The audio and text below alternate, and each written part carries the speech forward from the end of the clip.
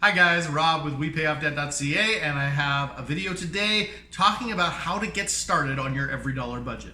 So if you're just sitting down, it's your first time making an EveryDollar budget, what do you need to do? Step number one is start with your income. Where are your sources of income? What are your sources of income? So step number one with this, most people, is your job, right? If you have a job, you have steady employment of any kind, that's usually your main source of income.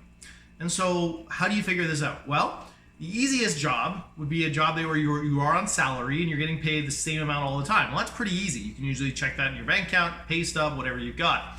If you've got the difficulty comes in where you've got a more irregular job where you bring in different amounts every paycheck or every month or what have you. That it'll depend on hours. It might depend on extra overtime you've taken. Might depend on any number of things. Commission. Could become depend on anything at all. And so the first step is to really get a handle or get a good estimate on what's it going to be next month. Okay, so what does that look like? So for instance, if you're hourly, well, your next paycheck is probably going to pay you for stuff you've already done or are doing currently, right? Usually that's how it works. And so what you can do at that point is you can actually look at your calendar and say, okay, how many hours am I expecting will be on this paycheck?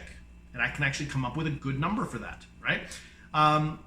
Another way to do it, and then in the same way, estimate for the next paycheck after that, or maybe the third paycheck if you're getting 3 in the month, right? And get a good estimate of what you think your hours will be like and what your hourly wage is, what your deductions are, and all the things like that, and actually come up with a good solid number on what it should be.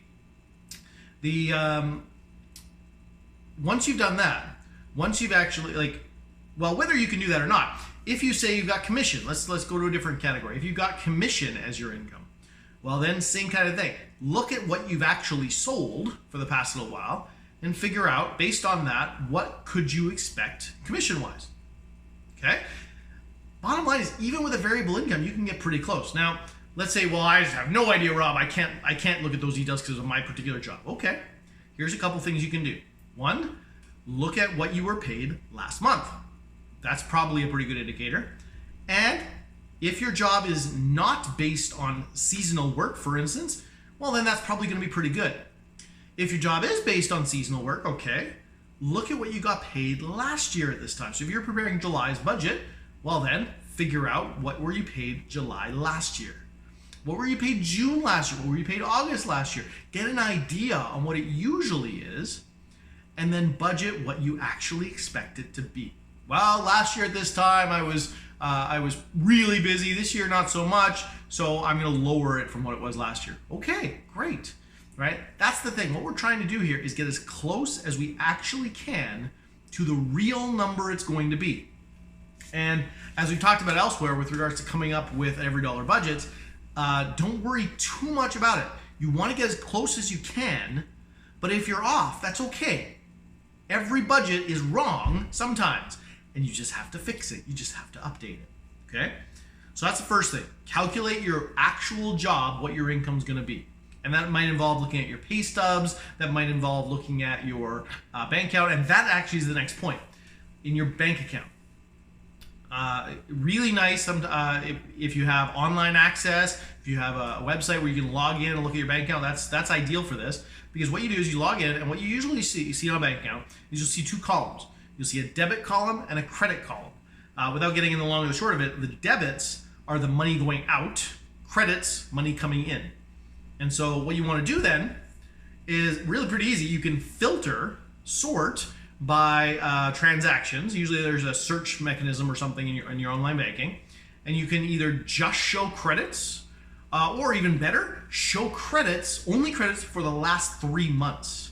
This is very cool because now you get this 3-month picture of what's actually gone on in your account, and this will point out some stuff you may not have thought of. This might point out random deposits that you wouldn't have thought of.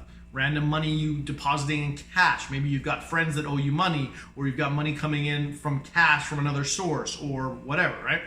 It might remind you, hey, oh yeah, I've got child support payments that are coming in there.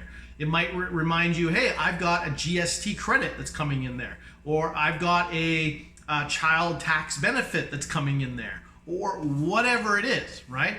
you'll see that usually on a 3-month scale. Okay, so that's step 2, is look at the 3-month ideally, but look at your bank account and see what all the credits are. The third one I'll point out is something I mentioned already, this idea of just, well, does anybody owe you money? Are you expecting money back from somebody? So for instance, if you work for a job that requires you to pay for something up front and then get reimbursed, are you expecting any reimbursements this month? Right? That's something that should go in your budget. Now you want to put all these in a different category. You want to write these down separately on separate lines, separate incomes, but that's what they are. They're incomes. It's money coming into your account. That's what it's for. You get to spend all of that on your expenses. And again, when we say expenses, we mean you get to put a lot of it in savings, hopefully, right? You get to put a lot of it on your debt if you've got debt, right? That kind of thing. Okay, so with that, I've got a freebie for you. Head over to the website, and what I've got there is a checklist for you of all the common types, all the most common types of income that Canadians get. Okay, so it's a good checklist to go through to make sure you've got everything. Okay, so hopefully that's helpful to you. Have a good one. We'll see you again soon.